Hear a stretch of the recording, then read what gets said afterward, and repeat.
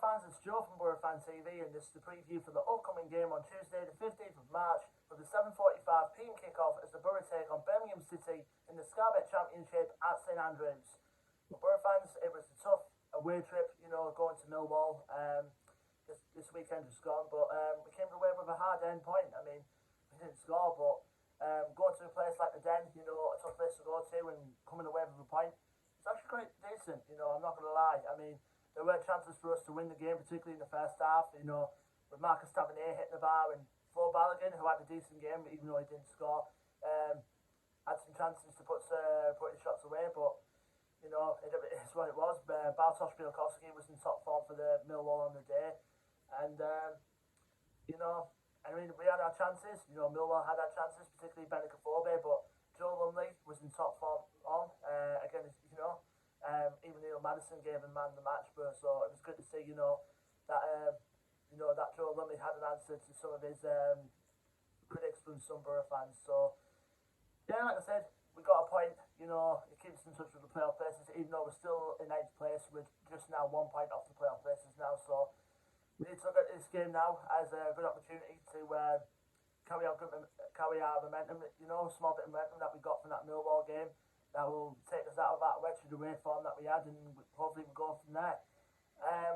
Obviously, Boro going to this game, hopefully we'll have Anthony Dankstill back, because again, he didn't feature at all in the Millwall game due to his illness, but hopefully, he'll be recovered in time.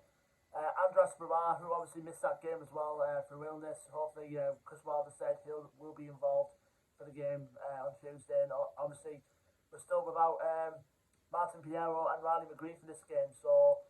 And it would be sickening for McGree as well, because Birmingham was his former employees as well, and it'd be it's a shame for him to miss out playing against his former club. But we've got a good squad, in our ranks, but to carry on without him. But we definitely need him back, because I think McGree is probably due back. I think after the international break, which is after the Chelsea game. So hopefully, when we have him back, hopefully good things will come.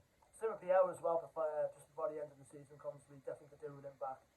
Now we're going to Birmingham City, who obviously in sort of like a little bit worse scenario than us. They're currently trying to scrape away from the relegation zone. They're currently placed in 19th going into this game. Their record going into it is played 37, won 10, drawn 11, and lost 16. Last game out for them was a goalless draw away at Hull, and Lee Bowyer's side will no doubt obviously want to push back the place up the table again, because they've been grand results until they suffered a loss in the previous game prior to Hull, and they'll be looking to bounce back from those results. But they've got some good players in there to Birmingham, because we know that they're a good side on the day when they do perform, and they've got the players to do that. Most importantly, they made some use of the January transfer window as well. Obviously, bringing in the likes of Ornel Hernandez, who we know particularly well. He was on loan there from Norwich for the season, and I didn't understand why. I didn't think Chris Wilder fancied putting Hernandez in that squad, obviously, because we had Isaiah Jones there, and obviously Neil Taylor or Bart Bowler occupying those wing-back positions. There was no place in that squad we can fit Hernandez, but it's good to see that he's doing well for Birmingham, though. He's coming up with a couple of goals and a couple of assists, so, he's doing pretty well over there. Another player to watch out for is the on-loan Manchester United forward Taif Chong, who's been very good for Birmingham this season. And they've got players in there as well like Lyle Taylor, who they've also brought in January on loan from Nottingham Forest. And they've got other players in there like, another former Boro player in Lucas Jukovic, even though he hasn't featured much for Birmingham recently. He's more of an impact sub nowadays, is the Big Duke. Scott Hogan, who can cause a threat, if he does appear on the pitch as well for Birmingham. He's obviously showed that in the last game, which I'm going to mention in a bit.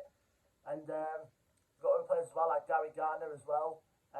Neil Etheridge, who's can be a good goalkeeper on his day.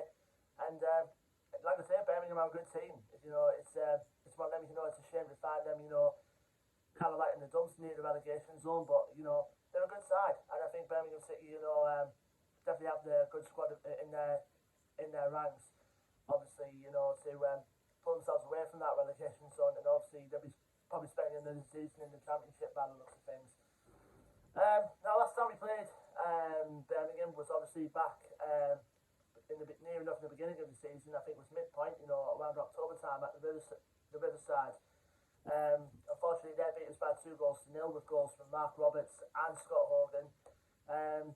It's just about the fact we didn't even turn up, particularly in that second half, and obviously they did, and they got the win. So we do have a good bit of history, you know, at St Andrews. You know, we've won a few times recently. I know last season I think we won at St Andrews. I think on both occasions as well, when Coventry as well were there. So it's a good ground to go to. I think, you know, it was every time to pick up a win, you know. I mean, getting a draw at Millwall was obviously a good start to picking up our away form again.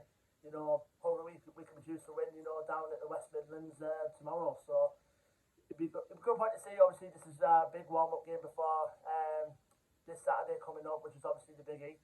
So hopefully, you know, we can take a win, and then obviously going over to the next game before the international break, we can pick up a win, possibly two, depending on the cup fixture, of course. Leave me your thoughts and predictions in the comment section below, Boro fans. Don't forget to like, share and subscribe. Our social media links will be in the description below as well. And until then, I've been Joe from Boro Fan TV, and I will see you on the next preview video, which will be for the game on Saturday the 19th of March, which I do believe, yeah, the 19th of March, for the big one, the quarterfinals of the FA Cup, as the Boro welcome Chelsea to the Riverside. Until then, Boro fans, take care, stay safe, and up the Boro.